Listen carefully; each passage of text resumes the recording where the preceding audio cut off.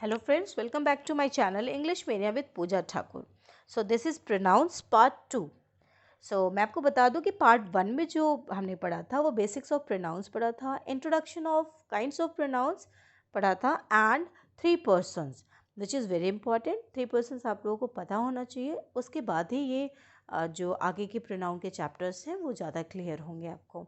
Okay, so I request you कि जो भी मेरे न्यू व्यूवर्स हैं वो सब्सक्राइब करें चैनल को और मेरा पार्ट 1 ज़रूर देखें सो दैट ये पार्ट 2 आपको बहुत अच्छे से समझ में आ जाए. Okay, now let's move to the chapter ना. Case of personal pronouns. Okay, as you know कि किसी भी सेंटेंस में नाउन के डिफरेंट फंक्शंस होते हैं एंड उस on the basis of their function that noun is divided into different cases. So same as that pronouns भी का डिफरेंट फंक्शन होता है किसी भी सेंटेंस में और उसके फंक्शन के बेस पे इसे केसेस में डिवाइड किया गया है कि उस सेंटेंस में प्रोनाउंस जो है वो सब्जेक्ट के रूप में है कि ऑब्जेक्ट के रूप में है कि अदर कोई उसका फंक्शन है. सो वो चीज़ हमें समझना बहुत ज़रूरी होता है जो कि आपके कॉम्पिटिटिव एग्जाम्स में आपको हेल्प करेंगे. So let's see cases of personal pronounce. It is divided into 4 different parts.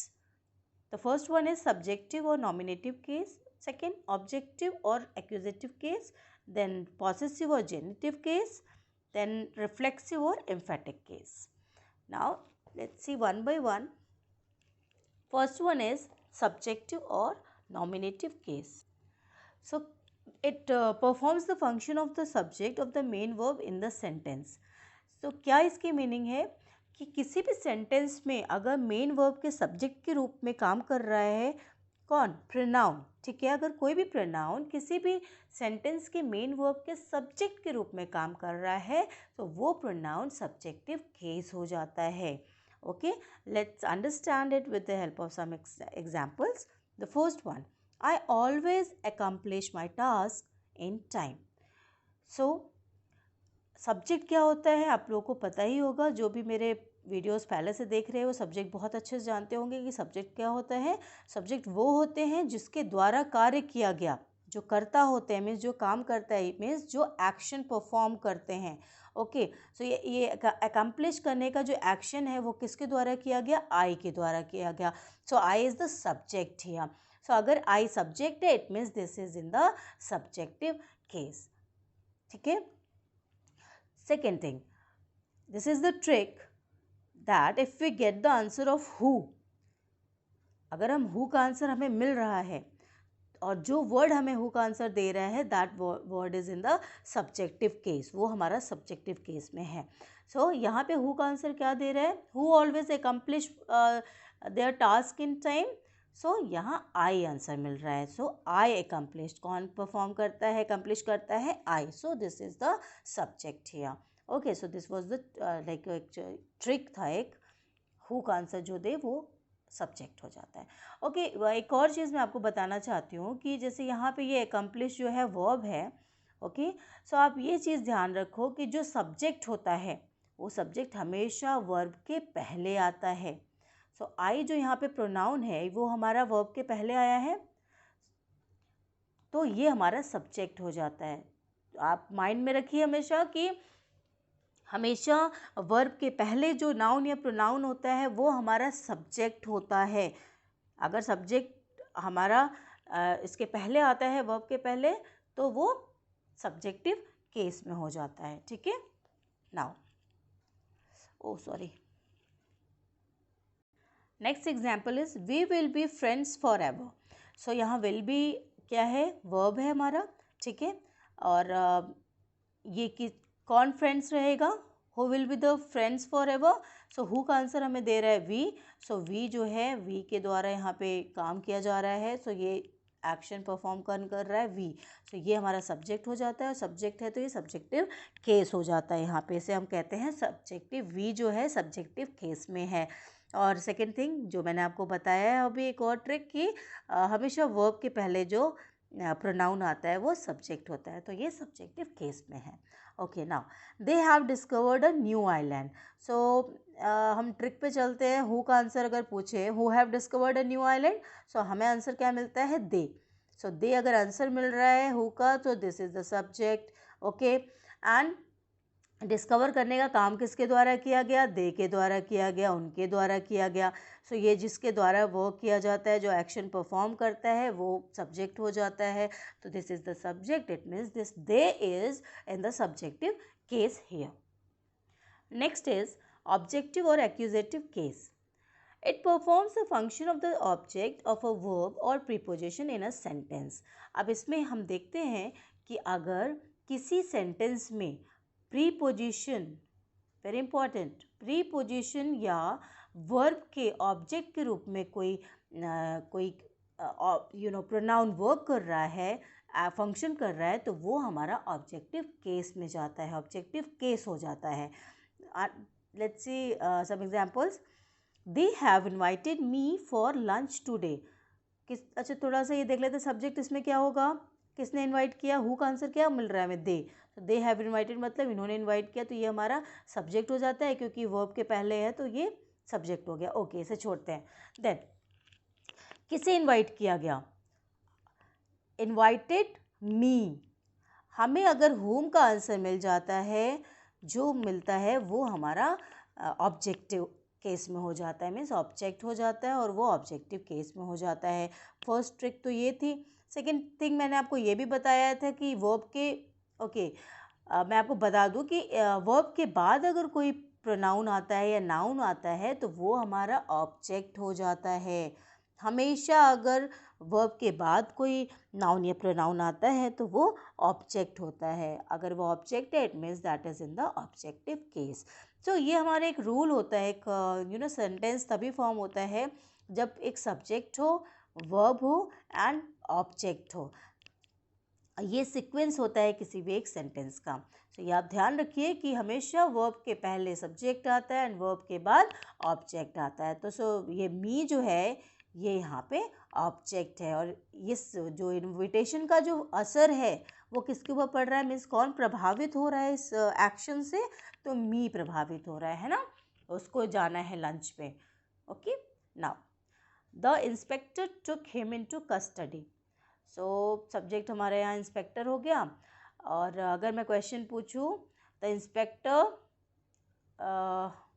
whom did inspector take into custody?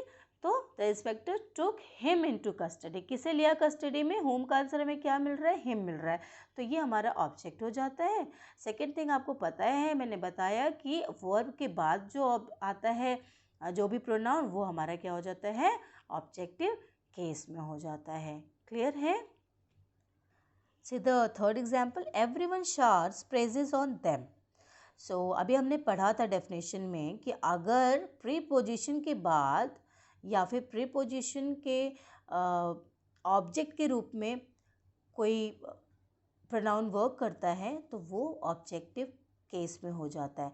तो यहाँ पे देखिए कि मैं आपको एक और अच्छा सा ट्रिक बताती हूँ कि अगर प्रीपोजिशन के बाद कोई प्रोनाउन आ रहा है तो वो 101% वो ऑब्जेक्ट हो जाता है. क्या हो जाता है?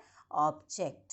ओके, सो ये तो एक ट्रिक था कि अगर आप देखो कि प्रीपोजिशन के बाद कोई वो है प्रोनाउन है तो वो हमारा ऑब्जेक्ट हो जाता है. ठीक है, और वो ऑब्जेक्टिव केस में होता है. और यहाँ पे whom का भी आंसर मिल रहा है हमें.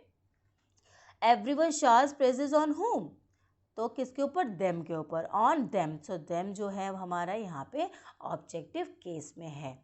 ओके, नेक्स्ट इज पॉसेसिव और generative case. It indicates some possession by or origin from something or somebody in the sentence. अब ये possession दिखाता है. जो possessive case क्या होता है? जब हम बोलते हैं कि ये चीज़ हमारी है या हम किसी चीज़ के ऊपर अधिकार दिखाते हैं या कब्जा दिखाते हैं तो वो possessive और genitive case में होता है. सो एग्जाम्पल देख लेते हैं. This project file is mine. सो यहाँ पे किसकी बात हो रही है? प्रोजेक्ट फाइल की बात हो रही है. और ये प्रोजेक्ट फाइल किसकी है? This project file belongs to mine.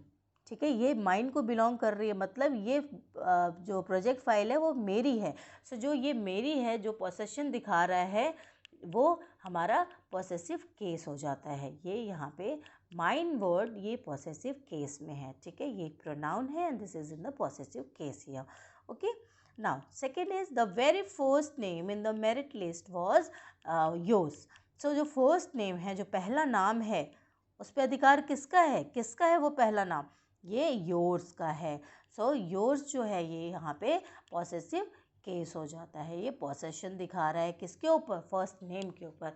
सो ये जो योर्स वर्ड है, जो प्रोनाउन है, ये यहाँ पे पॉसेसिव केस के फंक्शन में की तरह फंक्शन कर रहा है। Okay, now third, I like that idea of hers very much. So किसके आइडिया को लाइक किया बहुत उसने?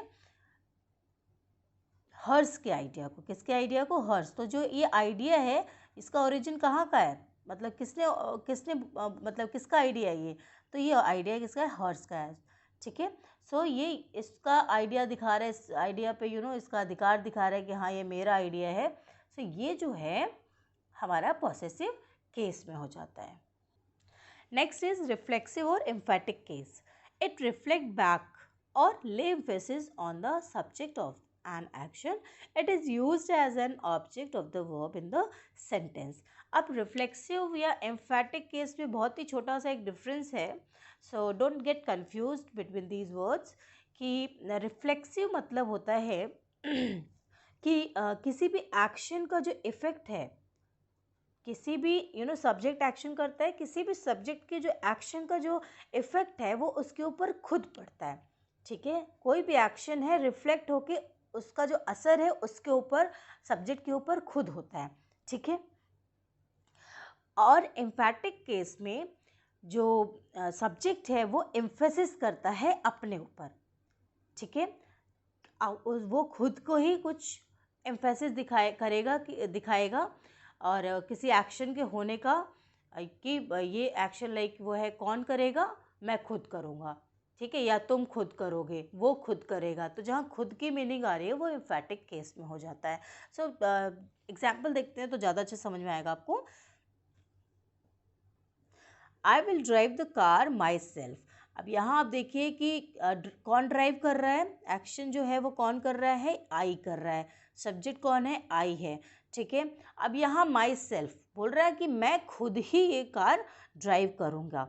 ठीक है, अगर वो खुद ही बोल रहा है, मतलब बोल रहा है कि अब ये माई सेल्फ मतलब मेरे अलावा कोई और नहीं करेगा, मैं खुद करूँगा, है ना।